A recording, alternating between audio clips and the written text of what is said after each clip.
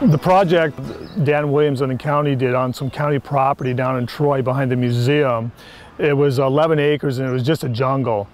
The local community got together and tried to do a disc golf course there, but it was so overgrown that when they put the project together, they got some money for the baskets from the county.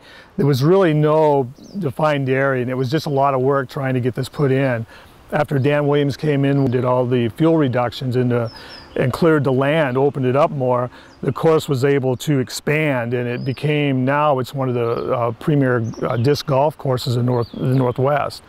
They have a big tournament there, and it draws in over 100, 150 people every year. And it's beginning to be one of the biggest tournaments in the Northwest. So without having the fuel reduction and the grant money from the Forest Service and the county's involvement and the city's involvement, we could have never have done this project. I mean, we might have had a disc golf there, but the popularity of it wouldn't have been there. The land would have just continued to grow, and there was no maintenance on it or anything. So this was very important to the community, because it does bring a lot of people into the small town. Economically, it helps all the businesses, because these tournaments, you know, they bring a lot of people in that use our disc golf course. So it's very beneficial to us. It made a real big difference. It basically turned a jungle into a park. I think that our course can now be maintained easily by volunteers. It has had the extra help that we needed. So there are some things that volunteers just kind of can't do. We don't have the equipment, you know, on our own. But after that brush hog came through, that really made a big difference, and now we can maintain it with the help that we have. I go around, travel all over the county, spraying roadsides and county land for noxious weeds. But since I've been working here, I've gained a lot more experiences of the noxious weeds in the county and the different types of chemicals that we use to do our job, and the biocontrol and stuff that we use. So I've learned quite a bit.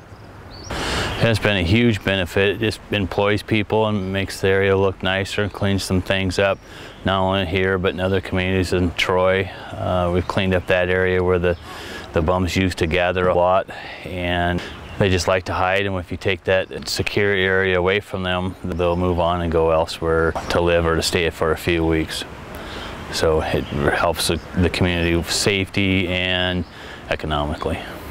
The money did come out of the Forest Service fund that was for, you know, this type of thing.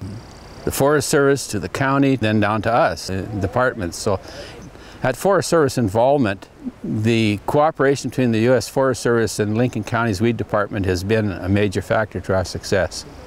It's been an interesting process to see how fuels reduction and weed control go hand in hand. The area around here is heavily timbered, and there's no physical way to spray it all. So we introduced the insects and let the insects take the weed out. Where the weeds are native, the insects are native, and so they brought in the insects that wasn't going to impact our native plants, and we introduced them to take out the knapweed. We have used biocontrol extensively throughout the county. We started with the spotted knapweed, we've moved on to the tansy ragwort. We've now got Dalmatian toadflax in here, biocontrol, working at hawkweed biocontrol. We have 3 different agents now working on spotted knapweed, and we can see the difference dramatically. You can hardly go around anywhere in the county and not find biocontrol of some sort, one of the 3, on spotted knapweed. We have the integrated management of noxious weeds, and we have several tools in the toolbox, and one of them is biological control in combination with herbicide and mechanical or even hand pulling. They're all options that, when used together, you can put together a good plan for managing noxious weeds in forest or rangeland. We try to strive for an integrated approach and not to just rely on one control method. You weren't concerned about safety issue in here after our work was done with the cleaning of the project. You could get around. People throwing frisbees in here. We're located right next to ballparks where a lot of kids gather. They're out here. You see a lot of gathering of just folks in the area now, whereas before there was no activity here other than just to scoot through, and it was a concern safety-wise. These projects have been a huge benefit for Lincoln County, for the community of Libby and Troy. The safety aspect has been huge, increased recreation, and also the noxious weed component of keeping those out of those areas and keeping a healthy environment for basically everybody to enjoy.